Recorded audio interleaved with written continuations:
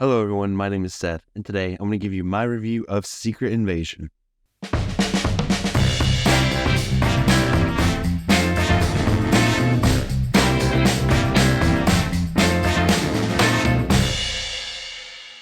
Secret Invasion is the newest Marvel TV show, and it is really like a Nick Fury solo show. Stars Samuel L. Jackson. It has Ben Mendelsohn, Kingsley Ben-Adir as the villain Gravik, Olivia Colman, Emilia Clarke, Don Cheadle. Can't forget Don Cheadle. He's in this as well. And they were kind of going for like a Winter Soldier kind of vibe. And kind of the story is Nick Fury and Talos are trying to stop the Skrulls, who have infiltrated some of the highest points in governments and things like that throughout the world. And it is an adaptation of the comic book story of the same name. First part of this review will be spoiler free. I'll get into some spoilers toward the end. I'll let you know when that happens. Also, I'm a little sunburned. We're not going to talk about it. The only way you can't talk about it is if you like this video. Hit subscribe and hit the bell icon so you never miss a video. Then you can talk about my sunburn. So yeah, jumping into it, the big thing is back in Captain Marvel, Nick Fury promised the Skrulls that he would find them a new home. And here we are, much later in the Marvel timeline, and it has not happened yet. Some of the Skrulls are very upset with Nick Fury for that happening.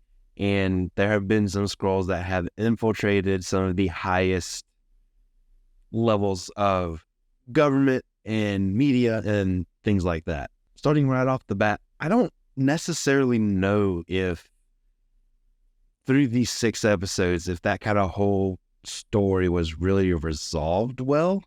I can get into that a little bit later, but I don't feel like start to finish, they kind of resolved that like I wanted them to, or like I feel like they should have. And I feel like that's kind of a decent representation for the series as a whole, is that it doesn't exactly follow up on what they set up. Like, it doesn't really follow through all the way to the end.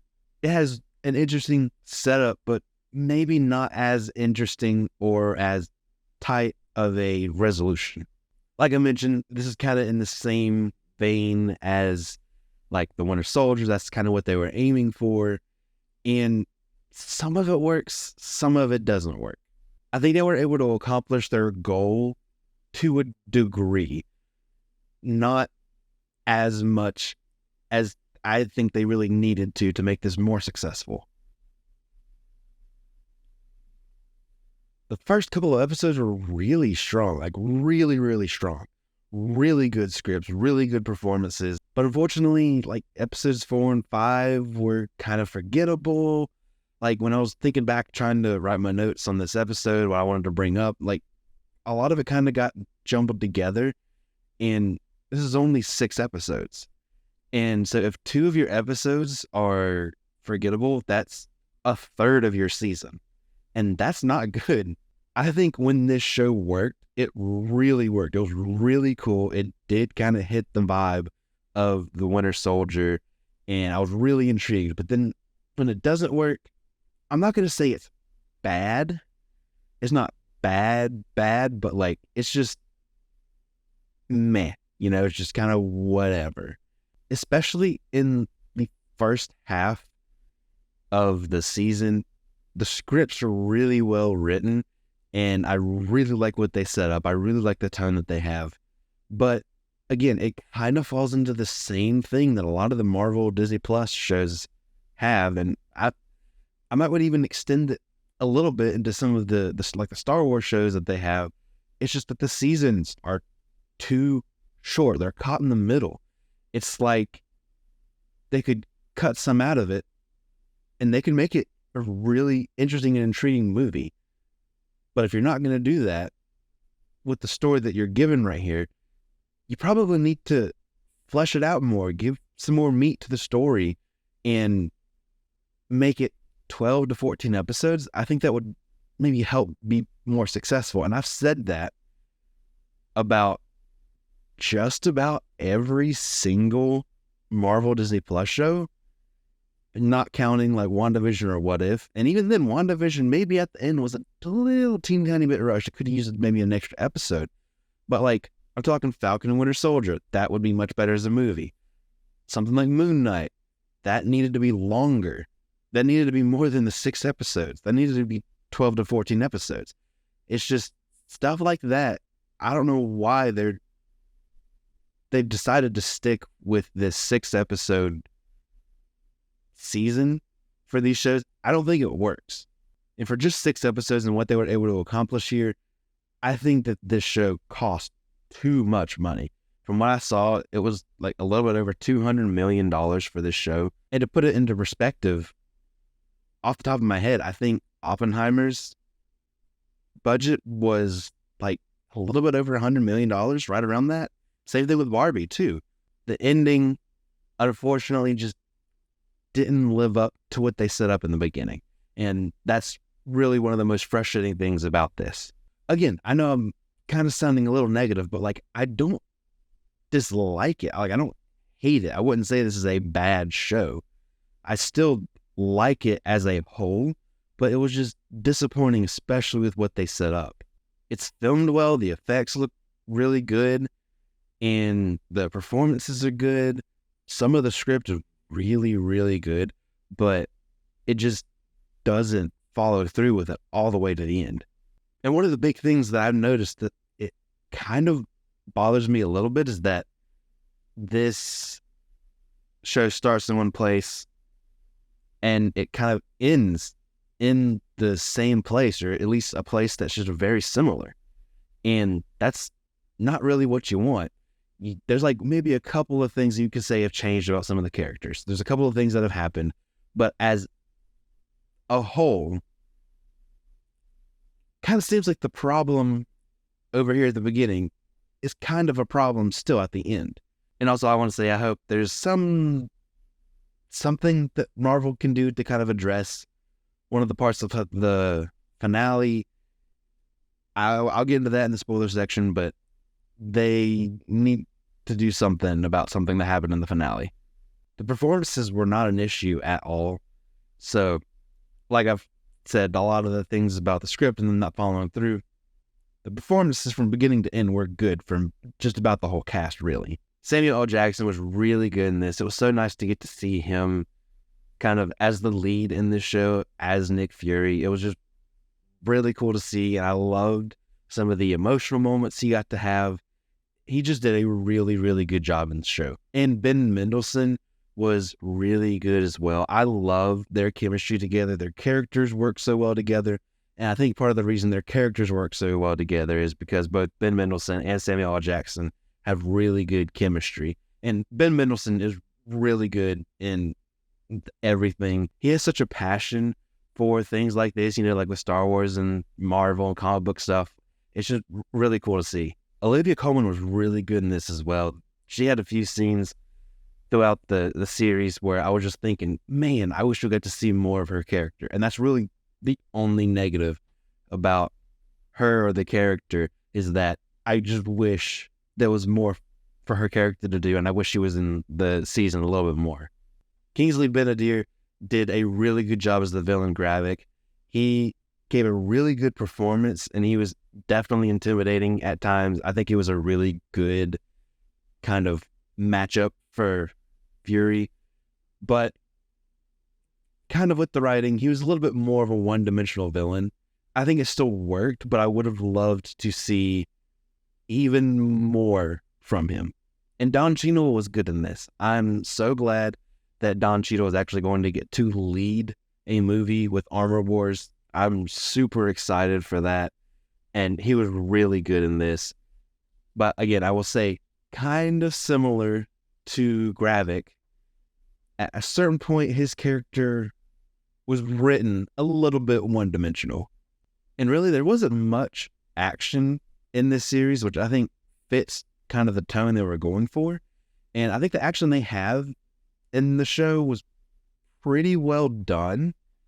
But again, some of it still felt a little bit out of place. Now, giving you my thoughts kind of on a broad spectrum of what I thought about this. I'm going to get into some spoilers here. This is a spoiler section right here. So if you have not seen the show, go ahead and watch it. Episodes aren't too long. First episode was a good length to me. It was about an hour, but you can easily breeze through the rest of it. So if you haven't seen it, pause the video, go watch it, come back. So the first big spoiler is that Rhodey has been a Skrull seemingly for a long time and seemingly since Civil War. I think it was a missed opportunity not to show his reaction to kind of everything, because assuming he was replaced in Civil War, he has no idea what year it is, what has happened, and he has no idea that his best friend is dead and that the Avengers aren't really together. Like, there's a lot going on. I would love to see his reaction to that. So I think it's super, super important that they absolutely nail the next time we see him, no matter where he pops up next. And I know already I've seen that makes some people mad because of him not being there in Endgame and Infinity War and things like that. And I mean, no matter who you make a Skrull, it's probably going to make somebody mad. That's kind of what happened with the comic. So I'm okay with it. I just, again, I hope they really nail what they're doing whenever we see the real Rhodey next. One thing I think was good is that they did directly set this up for the Marvels, so we know exactly where Nick Fury has been going into that movie. Seems like he's going to play a big role there, and I think they did a good job with that. However, like I said, at the beginning, it seemed like, hey, Skrulls have infiltrated. We got to figure this out. And at the end, it's kind of Skrulls have infiltrated, and it's not really resolved except for their leader's dead. And maybe there's some like vigilante groups trying to kill Skrulls. It's not really a conclusion, like there's this big whole thing. There's just not really conclusion. We kind of start and end in the same place, which isn't great. Hey, just wanted to pop in here and also say I completely forgot to mention that they killed Maria Hill in this show. They did it right at the beginning, and it kind of started to maybe set a tone for what this was going to be, but then again, with the kind of continuing thread of them not really following up all the way toward the end with some of the things they set up, other than like one or two little things where they're like, hey, we'll show this footage to everybody and get everybody to turn on Nick Fury. Other than that, they sort of kind of forget about it. Like, I know she's not really like a super main character and all, but like, she's like one of the main secondary characters in the MCU. She's been in this universe for a long time, and it was kind of surprising that they ended up killing her off, and then I guess looking back on it, a little bit frustrating that they really didn't do much more with it. So I don't know. That's just another thing that I just thought of while I was editing this. But now back to the rest of the review. And a little bit ago, I mentioned that there's something happening in the finale that they're going to have to address, and that is absolutely Gaia getting all of those powers from the Avengers and things like that from the DNA. I think that's an interesting idea. That's kind of one of the things that Gravik was after. But the fact that she is now alive and she has all of this power, she has that DNA, she's like the super Skrull, basically. They have to do something, because if they just say that, yep, that's it, she has all of those powers, she's absolutely way too powerful. She's easily the most powerful being in the Marvel Universe at this moment, really. And so, like, I think an easy way you could fix that is maybe say, like, oh, all of those powers are just a teeny tiny fraction of what the heroes can do. So maybe that's the way they can address it, but they absolutely have to address it, because that can easily become a problem going forward in the MCU. Overall, I will say that I did enjoy the show as a whole. It would just barely get a positive score on the Rotten Tomato meter for me. I'd really give it like a 3.5 out of 5, just barely in the positive. It's unfortunately toward the bottom of the Disney Plus Marvel shows for me. I still enjoyed it enough to say like, hey, I liked it, but it's definitely not as good as it should be. And I don't think it's as good as the first couple episodes kind of made me think it would be. I was thinking after the first couple episodes, I'm like, yeah, this might be top 3 Marvel show. And it just kind of fell flat there at the end. And it's just a little disappointing. I think for me, the only show below it would be Miss Marvel. I mean, it just is what it is. I wish we had a little bit of a better show for Nick Fury, his first kind of solo outing in the MCU. But, I mean, maybe they'll take another shot at it. You know, like I said, it's not necessarily resolved, so they got another chance if they want to do it. But, again, you got to take my advice, I think, and either make it a movie or make it a longer series with more meat on it, because the show really had some promise. It really did. There's a lot of really good moments in it. And I just wish they could have capitalized on those really great moments more than what they did. So that's it. That's my review of Secret Invasion. Let me know in the comment section down below what you thought of it. Did you like it? Did you not like it? I can probably understand either way. Try to keep the comment sections kind of spoiler free. Don't want anybody to kind of wander down there and then just get spoiled. Thank you so much for watching. I really appreciate it. Go ahead and like this video, hit subscribe, and hit the bell icon so you never miss a video. And follow me on social media at Instagram, Twitter, Facebook, Threads, TikTok, wherever you think. Well, actually, I guess it's X now. I'm not going to get used to that for a long time. But follow me there so you can stay connected and be a part of the conversation. And I'll see you next time.